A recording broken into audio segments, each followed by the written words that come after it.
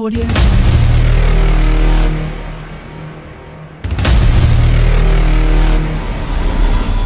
అందరూ కూడా కూర్చోనండి. ప్రియులారా, గడిచిన రాత్రి కాలంలో దైవ సేవకులు యేసురత్నం గారు మన మధ్య ఉండి చక్కని వర్తమానాన్ని మనకు అందించి ఉన్నారు. తిరిగి యొక్క మధ్యాహ్నపు వేళలో కూడా వారు మన మధ్యలో ఉండి దేవుని యొక్క వాక్యమును అందించడానికి సిద్ధపడి ఉన్నారు. ఆత్మస్వరూపి అయిన దేవుడు ఈ యొక్క మధ్యాహ్నపు వేళలో దైవ సేవకులను తన ఆత్మతో నింపి వాడుకొనుగాక. ఆయన పరిశుద్ధాత్మ చేత ఈ యొక్క మధ్యాహ్నపు వేళలో చేరివచ్చిన మనకందరికీ కావలసిన వర్తమానమును దేవుడు మనకందరికీ అనుగ్రహించునుగాక.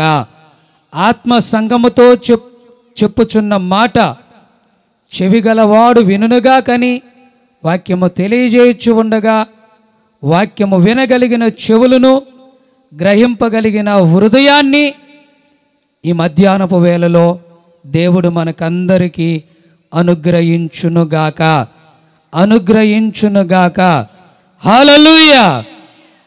మరి ఈ సమయంలో మన మధ్యలో ఉన్నటువంటి దైవ సేవకులు వచ్చి దేవుని యొక్క వాక్యం అందించాలని ప్రభువు పేరిట ఆయన ఆహ్వానిస్తూ ఉన్నాను. దేవునికి మహిమ కలుగునుగాక. మరొకసారి మీ ముందు నిలబడుట ఎంతో దేవుడిచ్చిన గొప్ప భాగ్యము. దేవుడు మంచి దేవుడు. ఆమేన్ అంటారా? ఒకసారి అందరూ హల్లెలూయా చెప్తారా?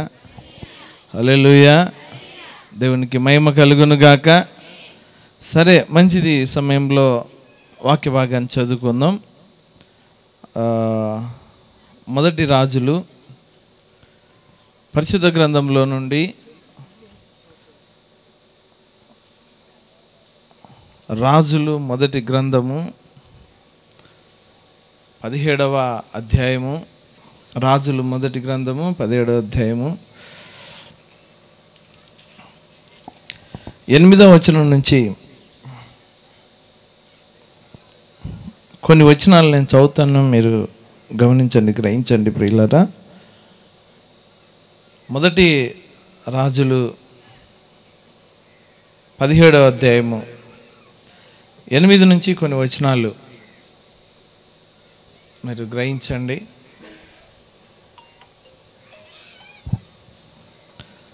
అంతటా యెహోవా వాక్కు అతనికి ప్రత్యక్షమై ఇలాగు సెలవిచ్చెను.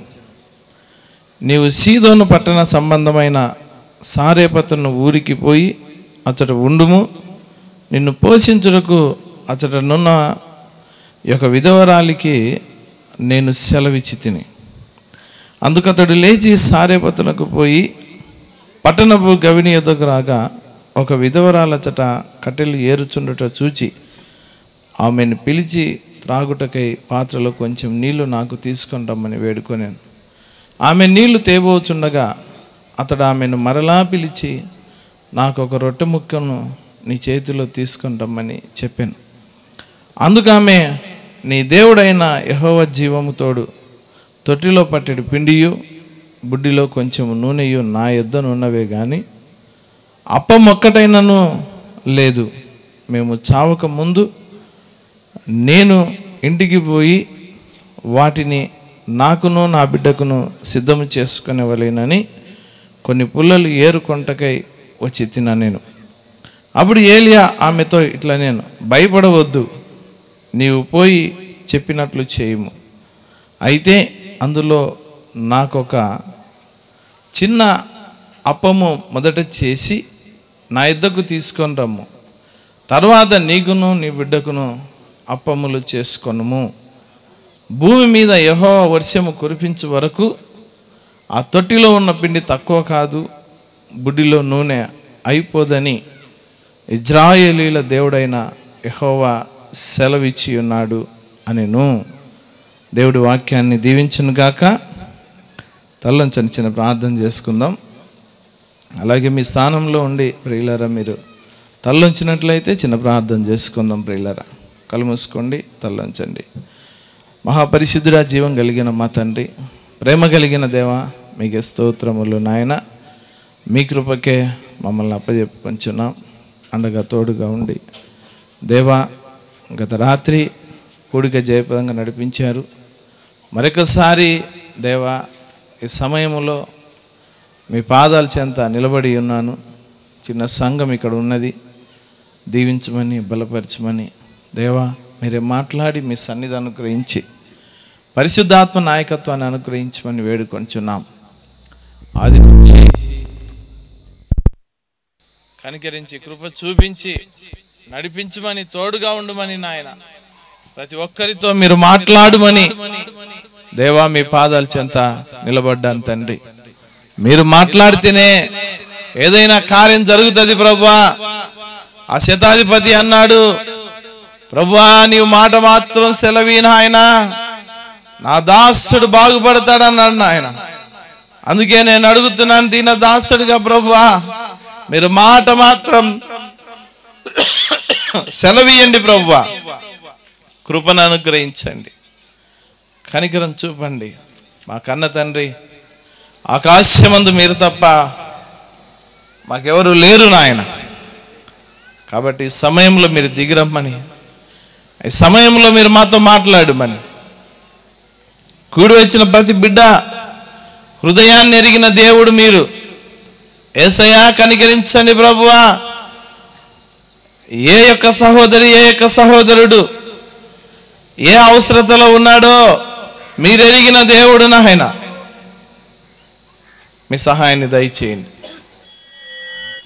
కృపను అనుగ్రహించండి, మీ సన్నిధి అనుగ్రహించండి, పరిశుద్ధాత్మను అనుగ్రహించండి, సన్నిధి అనుగ్రహించండి ప్రభువా. ఆది నుంచి అంతవరకు నడిపించి మీరు మాతో మాట్లాడమని యేసుక్రీస్తు పరిశుద్ధ నామములో ప్రార్థించి అడిగి వేడుకొంచున్నాం తండ్రి. ఆమేన్.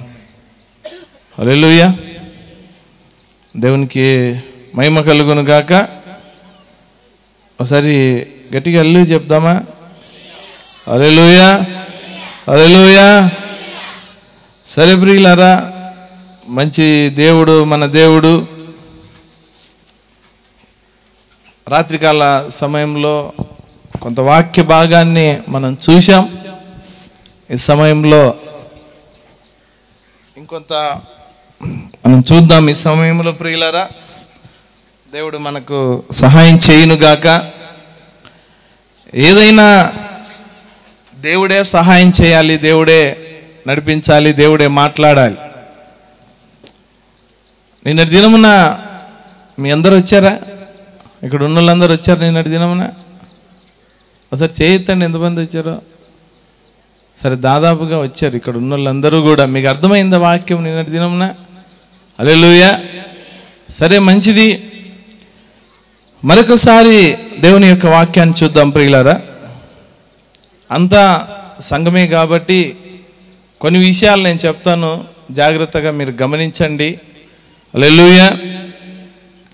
దేవునికి మహిమ కలుగును గాక. సరే, మనం చదువుకున్న వాక్య భాగము ఆ నేపథ్యం ఏంటంటే, అక్కడ మహాప్రవక్తయగు ఏలియా ఉన్నాడు. అక్కడ ఒక విధవరాలు ఉన్నది. ఆ విధవరాలికి ఒక కుమారుడు ఉన్నాడు. కరెక్టేనా? వింటున్నారా ప్రియులారా? కొంచెం ఆసక్తిగా మీ హృదయాలు దేవునికి ఇవ్వండి. దేవుడు ఖచ్చితంగా మన తోడు ఉంటాడు. ఆమేన్, ఆమేన్. సరే, ఈ సమయంలో మీరు చూడండి, మీరు గమనించండి. అక్కడ ఒక చిన్న విధవరాలు ఉన్నది. ఆ దేశం మీదికి కరువు వచ్చిందంట ప్రియులారా. అది ఒక భయంకరమైన కరువు అని రాయబడింది అక్కడ. ఒక భయంకరమైనటువంటి కరువు. వర్షాలు పడక పంటలు పండాక తినడానికి ఆహారము లేక ఒక భయంకరమైన స్థితిలో ఆనాడు ఆ దేశం ఉంది. ఒక భయంకరమైనటువంటి కరువు అది. చూడండి, మీరు గమనించండి, ఎందుకు కరువు వచ్చింది అనేది మనం అక్కడ కొన్ని విషయాలు మనం గ్రహించాలి. కరువులు ఊరికేనే రావు, శాపాలు ఊరికేనే రావు ప్రియులారా. కరువులు ఊరికేనే రాలేదు అక్కడ. అయితే మన వాక్యాన్ని గమనిస్తే, హల్లెలూయా, దయచేసి నా వైపే చూస్తూ మీరు వాక్యం వినండి. ఖచ్చితంగా దీవించబడతాం మనం. అటు ఇటు చూడొద్దండి, దయచేసి మాట్లాడొద్దండి పక్కన ఉన్న వాళ్ళతో, సరేనా? కొద్ది నిమిషాలు మీ హృదయాలు దేవునికి ఇవ్వండి. కరువులు ఊరికినే రావు. ఇక్కడ ఆ దేశం మీదకి ఒక భయంకరమైనటువంటి కరువు వచ్చింది అక్కడ. సంగమ, ఎందుకు ఆ యొక్క దేశం మీదకి కరువు వచ్చింది అంటే, ఆ దేశాన్ని ఏలుతున్నటువంటి రాజు ఆహాబు రాజు. సొలొమోను తర్వాత ఇజ్రాయెల్ దేశం రెండుగా విడిపోయింది. యూదా రాజ్యం ఒకటి, ఇజ్రాయెల్ రాజ్యం ఒకటి. రెండుగా విడిపోయినప్పుడు ఆహాబు రాజు ఇజ్రాయెల్ రాజుగా ఉన్నాడు. ఈ ఇజ్రాయెల్ రాజు అయినటువంటి ఆహాబు దేవుని చిత్తం లేకుండా ఒక తప్పుడు స్త్రీని పెళ్లి చేసుకున్నాడట. వింటున్నారు నా మాట? మీకు అర్థమవుతుందా? ఒక క్రైస్తవుడుగా పుట్టి ఒక విగ్రహారాధన చేసే లేదా ఒక బయలు దేవతను ఆరాధించే ఒక విగ్రహారాధికురాలిని ఆయన పెళ్లి చేసుకున్నాడట. ఎవరు చెప్పండి? ఎవరు? ఆహాబు రాజు. పెళ్లి చేసుకొని ఇజ్రాయేలు దేశంలోనికి విగ్రహారాధన తీసుకొని వచ్చాడట. దేశమంతా కూడా బయలు దేవతకు బలిపీఠాలు కట్టారట. బయలు దేవతను పూజిస్తూ ఉన్నారట. అలాంటి సమయంలో ప్రియులారా, చూడండి, ఈ కార్యాలు మీరు గమనించండి. ఆహాబు రాజు యొక్క భార్య పేరు యెజబేలు. ఈ యెజబేలు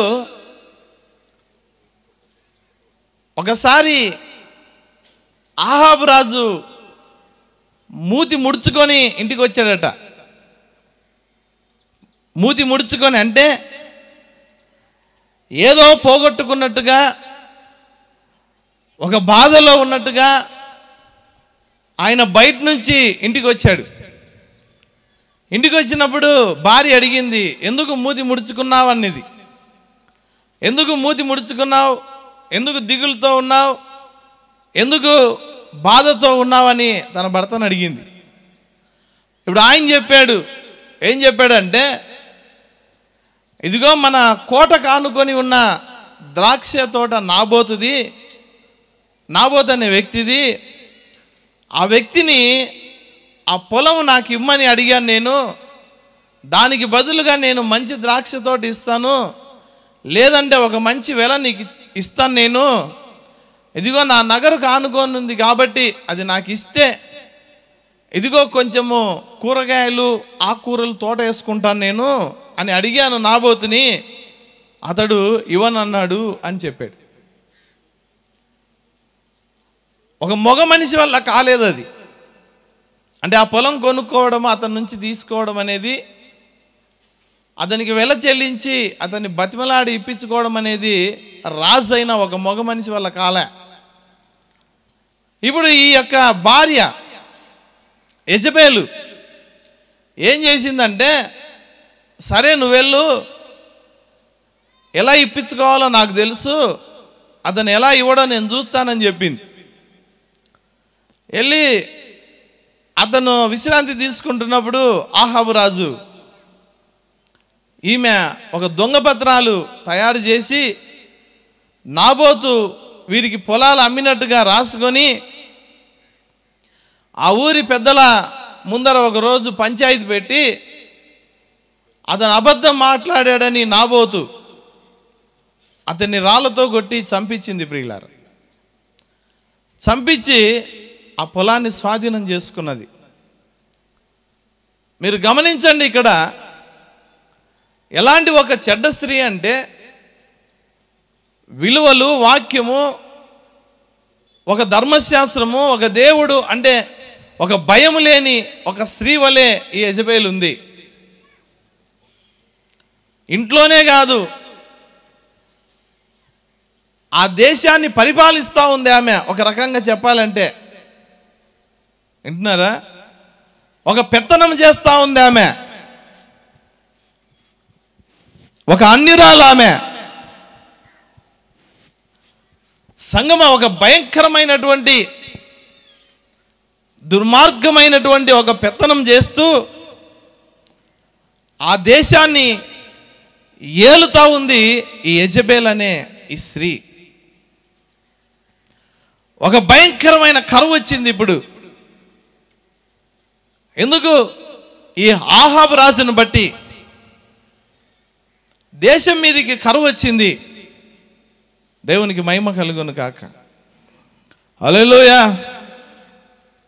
చూడండి ప్రియులారా, ఆమె ఎలాంటి స్త్రీ అంటే, ఒకసారి మీరు చదువుతారా 16వ అధ్యాయము, మొదటి రాజులు 16వ అధ్యాయం 30-31 వచనాలు చదువుతారా ఎవరైనా?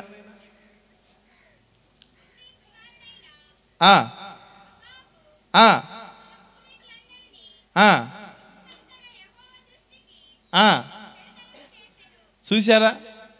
తన పూర్వీకులందరికంటే మించిన చెడుతనం చేశాడంట ఆహాబు రాజు. చదువునన్నా.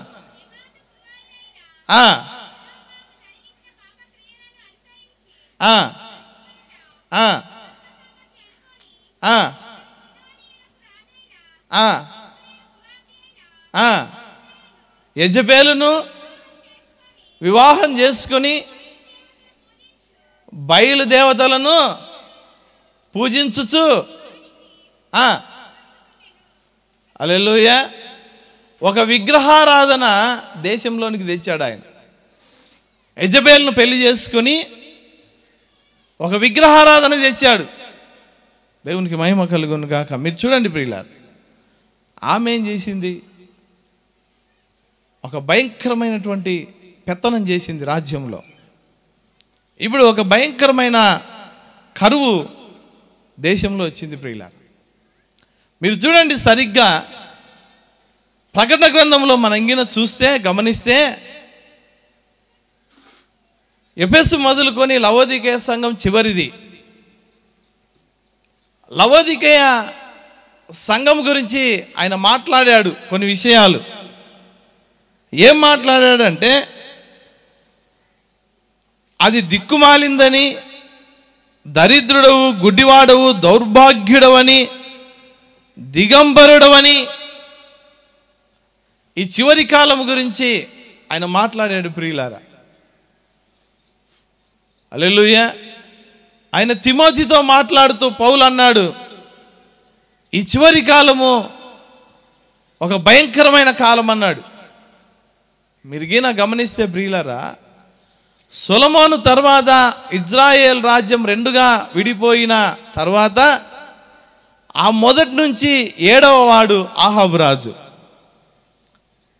7వ వాడు.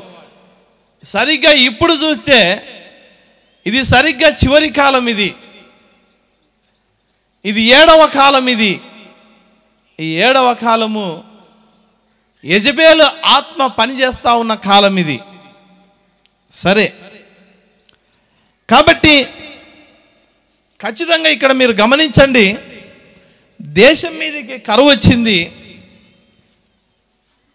తినడానికి ఆహారము లేదు, త్రాగడానికి నీళ్లు లేవట దేశంలో. సరిగ్గా ఆ కరువు గల ప్రాంతంలో ప్రియులారా, ప్రజలందరూ అనగా అవిధేయులు, అవిశ్వాసులు కరువులో ఇబ్బంది పడుతూ ఉంటే, అవిధేయుల మీదికి శాపం వచ్చినప్పుడు దేవుడు తన పిల్లలను ఎప్పుడు కూడా మర్చిపోడట. ఆమేన్. కరువు వచ్చి అందరూ ఇబ్బంది పడుతూ ఉంటే దేవుడు మాత్రం తన పిల్లల్ని పోషిస్తాడట ప్రియులారా. అదే మనం చెప్పుకోబోతున్నాం ఇప్పుడు. కాబట్టి ఇక్కడ గమనిస్తే మీరు ప్రియులారా, 8వ వచనం ఒకసారి చదవండి. 17వ అధ్యాయము 1 రాజులు 17, 8వ వచనం. అతడు యెహోవా వాక్కు అతనికి ప్రత్యక్షమై ఇలాగు సెలవిచ్చెను, నీవు సీదోను పట్టణ సంబంధమైన సారేపతను ఊరికి పోయి అతడు ఉండుము, నిన్ను పోషించుటకు అతడనున్న ఈ యొక్క విధవరాలికి నేను సెలవిచ్చి తిని. చూడండి, వింటున్నారా, గమనిస్తున్నారా మీరు? అలాంటి ఒక భయంకరమైనటువంటి కరువులో, నీళ్లు కూడా దొరకని ఒకలాంటి కఠినమైనటువంటి పరిస్థితుల్లో ఏలియాను పోషించడానికి దేవుడు ఇష్టపడ్డాడు ప్రియులారా. ఆమేన్. ఒక విధవరాలికి చెప్పాడట. కాబట్టి ఏలియాతో అంటున్నాడు, ఏలియా నీవెళ్ళు, సారేపతను ఊరికి వెళ్ళు, అక్కడ ఒక విధవరాలు ఉంది, నీవు ఆమె దగ్గరికి వెళ్ళు, ఆమె నిన్ను పోషిస్తుంది అన్నాడు ఆయన. హల్లెలూయా. ఒకసారి గట్టిగా చప్పట్లు కొడతారా? ఆమేన్, ఆమేన్. ఏలియా పట్ల ఆయన దృష్టి కలిగి ఉన్నాడు. ఎందుకంటే ఏలియా వాక్యమును మోస్తాడు ప్రియులారా. ఎలాంటి కఠిన పరిస్థితి అయినా దేవునికి ప్రశ్న వేయడు. ఎలాంటి ఇరుకులు, ఎలాంటి ఇబ్బందులైనా దేవుని కొరకు ప్రేమగా భరిస్తాడు ఆయన. హల్లెలూయా. కాబట్టి అలాంటి సమయంలో ఒక కరువులో ఏలియా పైన దృష్టి పెట్టాడు దేవుడు. ఏలియా నీ వెళ్ళు,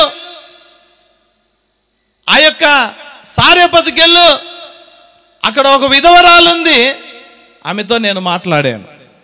అంతేనా వాక్యం సెలవిస్తున్నది? హల్లెలూయా. దేవునికి మహిమ కలుగును గాక. ఇప్పుడు చూడండి ప్రియులారా, నెమ్మదిగా ఏలియా ప్రయాణమయ్యాడు. సరే ప్రభువా అన్నాడు. భయంకరమైన ఎండ, భయంకరమైన వేడి. చూడండి, ఎక్కడ చూసినా పచ్చదనమే లేదు, ఎక్కడ పంటలు పండట్లే.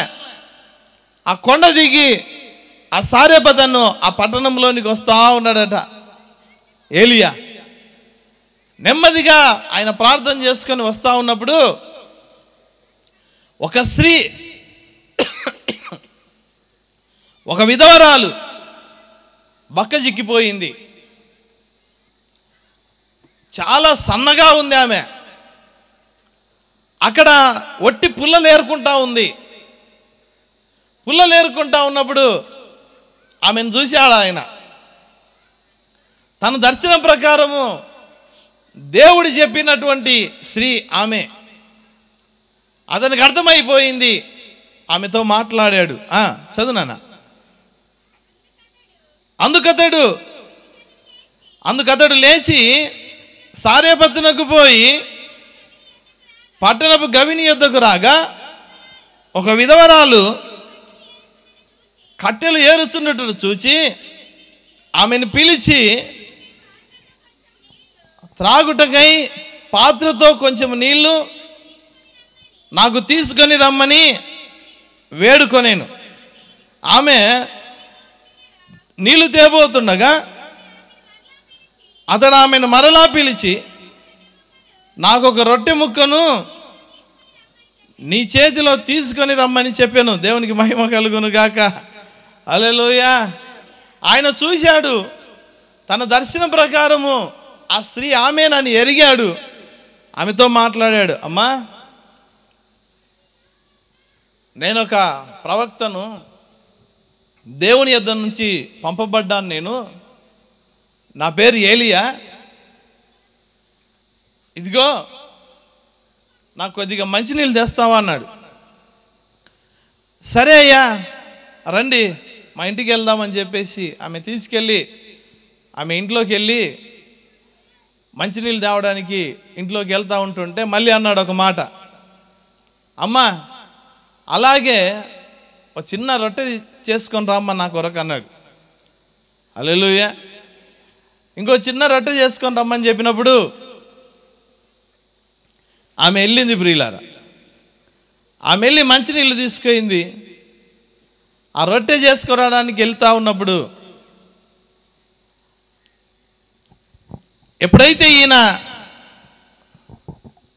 నాకు రొట్టె చేసుకొని రమ్మన్నాడో ఆమె వెంటనే తిరిగి ఆయనతో మాట్లాడుతుంది. ఏమని మాట్లాడుతుందంటే, చదువునన్న ఒకసారి. అందుకు ఆమె, నీ దేవుడైన యెహోవా జీవము తోడు తొట్టిలో పట్టెడు పిండియు కొద్దిగా నూనెయు నా యొద్ద ఉన్నాయే కానీ అప్పం ఒక్కటైనను లేదు. నేను చావకముందు నేను ఇంటికి పోయి వాటిని నాకును నా బిడ్డకును సిద్ధం చేసుకునవలేనని కొన్ని పుల్లలు ఏరుకొంటకై వచ్చి తినా నేను, దేవునికి మహిమ కలుగును గాక. ఇప్పుడు ఏం చెప్పింది ఆమె? అయ్యా లేదయ్యా, మా ఇంట్లో కొద్దిగా నూనె కొద్దిగా పిండి ఉంది, ఇదిగో ఇదొక్క పూట ఉంది, మేము ఇదొక్క పూట రొట్టెలు చేసుకొని తిని ఇంక చచ్చిపోవాలి, ఆహారం లేదు ఇక. నేను నా కుమారుడు ఆకలి ఆకలి ఆకలని మంచానికి అతుక్కొని ఉన్నాడు, వాడు బక్క చిక్కిపోయాడు, ఎముకలు బయటికి తేలినాయి. వింటున్నారా?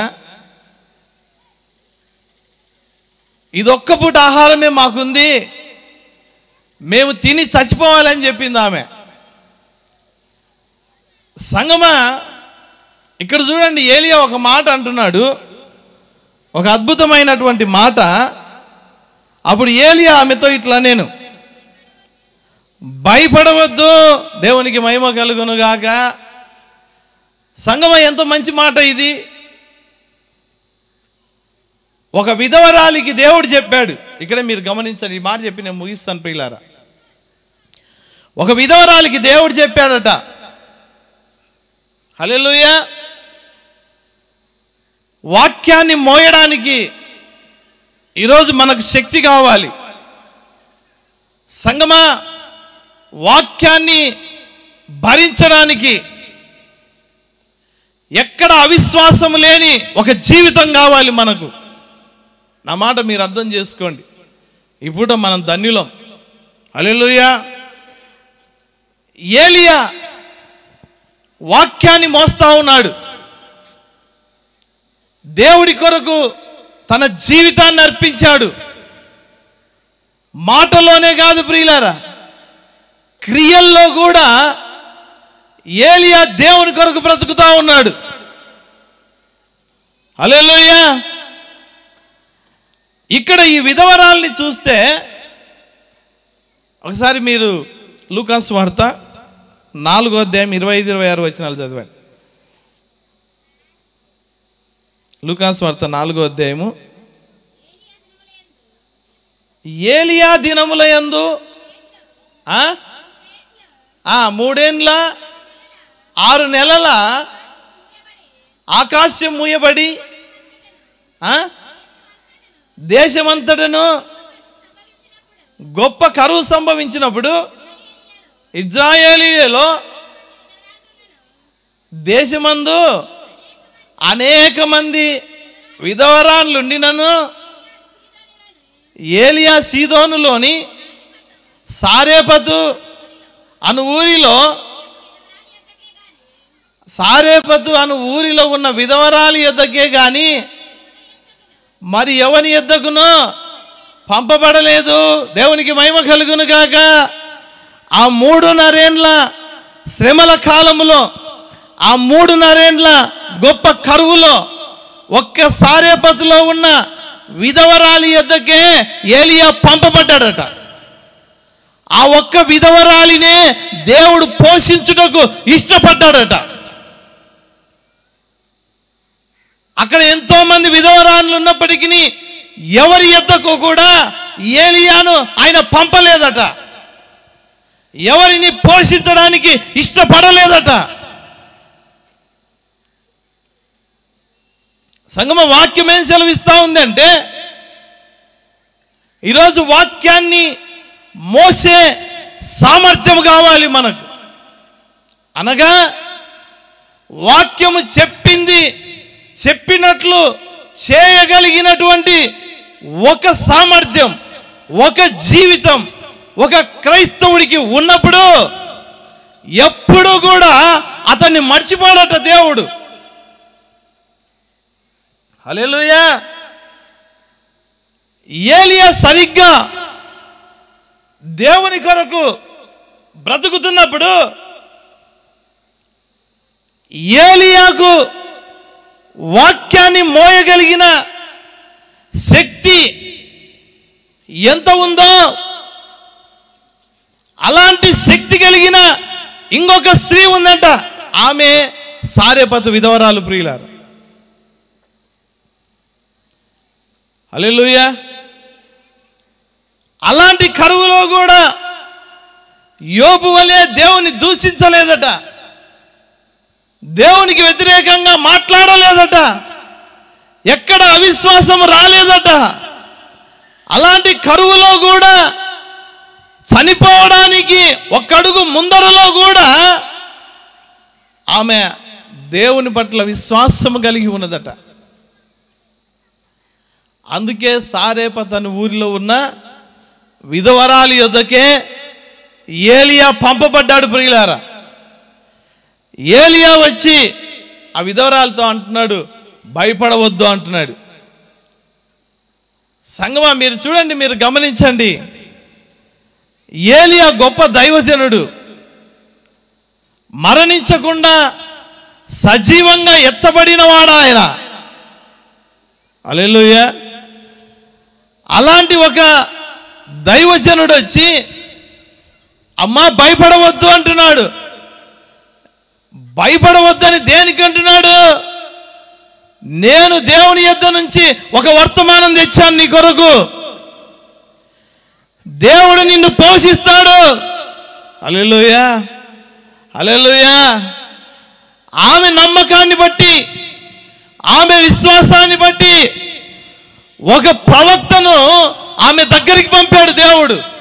ఇప్పుడు ఆ ప్రవక్త వచ్చేమంటున్నాడు, అమ్మా నువ్వు భయపడవద్దు, అమ్మా నువ్వు భయపడవద్దు, దేవుడు నిన్ను పోషిస్తాడు, దేవుడు నిన్ను పోషించి తీరుతాడు. ఆయన ఏమంటున్నాడు, అందుకే నేను వచ్చాను నీ దగ్గరికి, నువ్వు భయపడవద్దని చెప్పడానికే నేను వచ్చాను నీ దగ్గరికి, అందుకే నేను పంపబడ్డాను నీ దగ్గరికి. భయపడవద్దనే మాటకు అర్థం ఏంటో తెలుసా? హల్లెలూయా. అందుకేమ్మా నేను పంపబడ్డాను నీ యొద్దకు, దేవుడు అందుకే నన్ను పంపాడు నీ యొద్దకు. చదవండి ఒకసారి, భయపడవద్దు, పోయి నీవు చెప్పినట్లు చేయము. హల్లెలూయా. చూసారా, చెప్పినట్లు చేయము. సంగమా, దేవుడు చెప్పినట్లు చేయడానికి మనం ఇష్టపడాలి. ఈ పూట, ఈ చివరి దినాల్లో దేవుడు చెప్పినట్లు చేయడానికే మనం ఇష్టపడాలి. బైబిల్లో మనం గమనిస్తే ప్రవక్తలు లేని కాలమే లేదు ప్రియులారా. ఎల్లప్పుడూ తన ప్రవక్తలను ఆయన పంపుతూ ఉంటాడు ప్రజల యొద్దకు. ఆ ప్రవక్తలు చెప్పినట్టుగా వింటే మనం పోషించబడతాం, ఆత్మీయంగా మనం జీవిస్తాం ప్రియులారా. ప్రతి కాలములో కూడా ఆయన ప్రవక్తలను కలిగి ఉన్నాడు. హల్లెలూయా.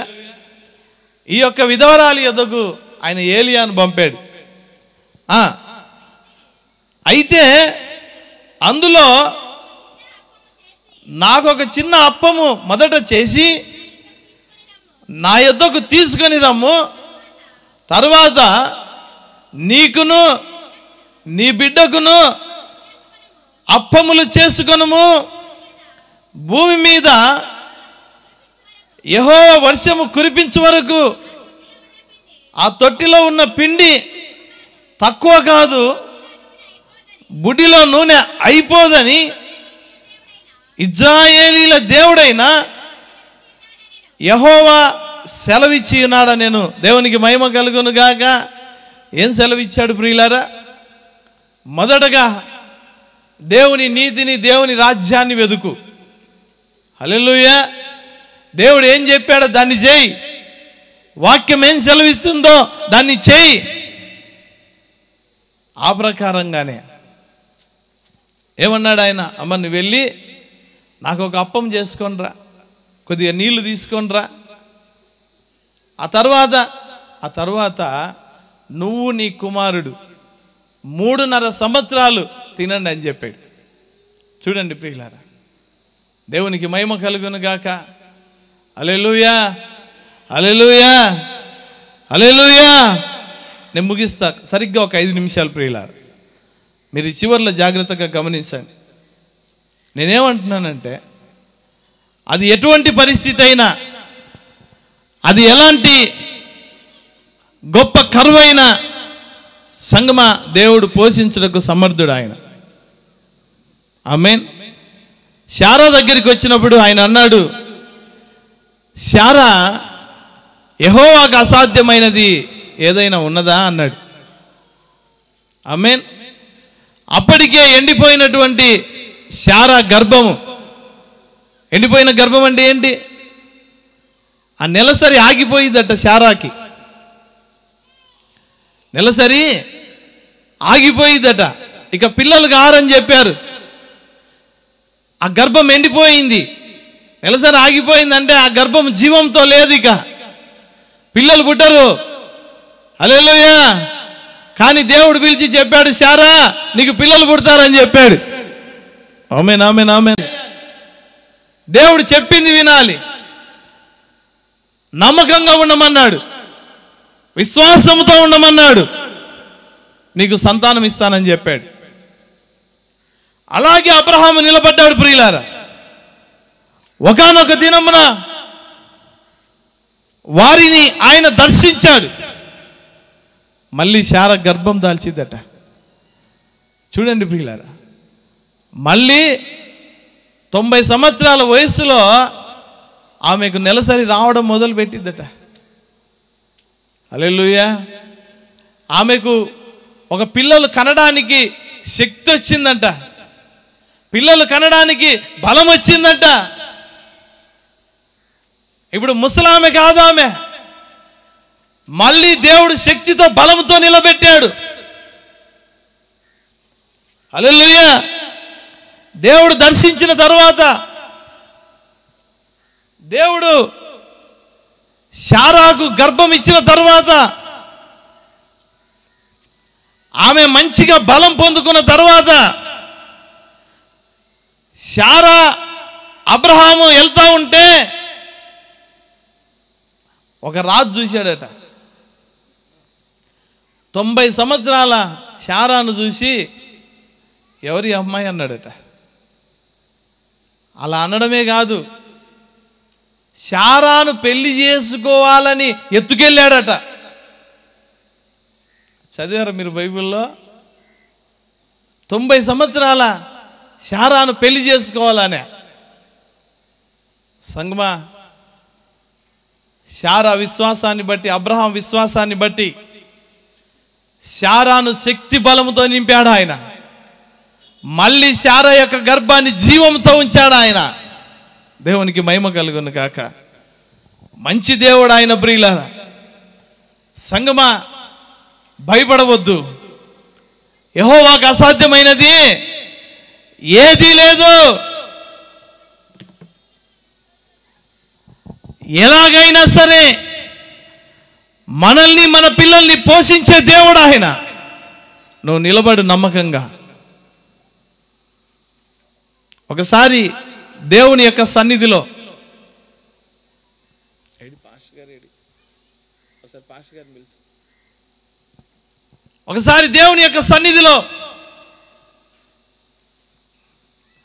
అహరోను యొక్క చేతి కర్ర, ఎండిపోయిన చేతి కర్ర తీసుకొని వచ్చి అతి పరిశుద్ధ స్థలంలో పెట్టారట. హల్లెలూయా. తెల్లారేసరికి ఏమైంది? అది ఎండిపోయిన ఆ బాదం కర్ర చిగురించిందట. చిగురించడమే కాదు, బాదం కాయలు కాసిందంట. ప్రియులారా, సంగమా, ఎంతో గొప్ప దేవుడు మన దేవుడు. ఆయన అబద్ధం చెప్పాడు. ఆయన నిజమే చెప్తాడు. ఆయన నిజమే మాట్లాడతాడు. నువ్వు నమ్మకంగా ఉన్నంత వరకు దేవుడికి ఏ అబద్ధము ఆడకుండా, ఏ మోసము చేయకుండా, ఎవరి మీద ఒక ద్వేష భావం పెట్టుకొనకుండా ఉండినంత వరకు దేవుడు నిన్ను కాపాడుటకు సమర్థుడు. దేవుడు మనల్ని పోషించుటకు సమర్థుడు. హల్లెలూయా. దేవునికి మహిమ కలుగును కాక. ఒకానొక దినమున చేపలు పడక పేతురు ఏడుస్తా ఉన్నాడు. రాత్రంతా వలేశాడట, చేపలు పడలేదట. దిగులుతో కూర్చున్నాడు. అప్పుడు యేసు ప్రభు వారు వచ్చారు అక్కడికి. ఏంటి పేతురు అంటే, ప్రభువా చేపలు పడలేదు నాయన. సరే నువ్వురా, ఇదిగో ఇక్కడ నిలబడు, ఇదిగో ఇక్కడ నీ వలవే అన్నాడు. అప్పుడు ఆయన అంటున్నాడు, రాత్రంతయు శ్రమ పడినా రాలేదు ప్రభు జయము, రహదారులు వెదకినను రాదాయను ప్రతిఫలము అని ఏమంటున్నాడు. ప్రభువా రాత్రి అంతా శ్రమ పడ్డాను అయ్యా, నాకు చేపలు దొరకలేదు. పేతురు భయపడవద్దు, ఇదిగో ఇక్కడే నీ వల అన్నప్పుడు విస్తారమైన చేపలు పడ్డాయట. సంగమా, అటువంటి దేవుని సన్నిధి మన సన్నిధి. నువ్వు ఉన్న సన్నిధి అలాంటిది. నిలబడు దేవుని యొక్క సన్నిధిలో ఒక దీన సేవకుడిగా. ఇదిగో ఈరోజు ఈ సమయంలో దేవుడు నీతో మాట్లాడుతున్నాడు. నువ్వు సమర్పించుకో దేవుడికి. అవునయ్యా, నువ్వు పోషించుటకు సమర్థుడవు. నేను నా జీవితాన్ని నేను నీకు సమర్పిస్తా ఉన్నాను. విశ్వాసంతో నిలబడతాను. నువ్వు నమ్మకమైన దేవుడు, విడువని దేవుడు అని తెలుసుకున్నాను. నేను నీ కొరకే నిలబడతాను. ఇదిగో నా జీవితము నీకు నాజీరు చేస్తా ఉన్నాను. సమర్పిస్తున్నాను నా జీవితాన్ని. ఇక నుంచి నేను ఎన్నటికీ పొరపాటు చేయను, ఎవరిని దూషించను, ఎవరిని మాట్లాడను. అనవసరంగా నేను నీ కొరకు నిలబడతాను, వాక్యం కొరకు నిలబడతాను. ఎలాంటి శ్రమ అయినా, ఎలాంటి నిందైనా నేను భరిస్తానయ్యా నీ కొరకు. తీర్మానం చేసుకుంటారా ప్రియులారా? ఎంతమంది తీర్మానం చేసుకుంటారు? మీ చెయ్యి ఎత్తారో ఒకసారి. నేను ఈ దినం నుంచి దేవుడి కొరకు నేను తీర్మానం చేసుకుంటున్నాను. దేవుడి కొరకు బ్రతకాలనుకుంటున్నాను. ఏ తప్పు చేయను, ఏ అబద్ధము ఆడను, ఆయన కొరకే బ్రతుకుతానని. సంగమ, నిన్ను పోషించుటకు సమర్థుడు ఆయన. సహోదరి, దేవుడు నిన్ను దీవించును గాక. సహోదరుడు, దేవుడు నిన్ను దీవించును గాక. God bless you. తల్లంచండి, ప్రార్థన చేసుకుందాం.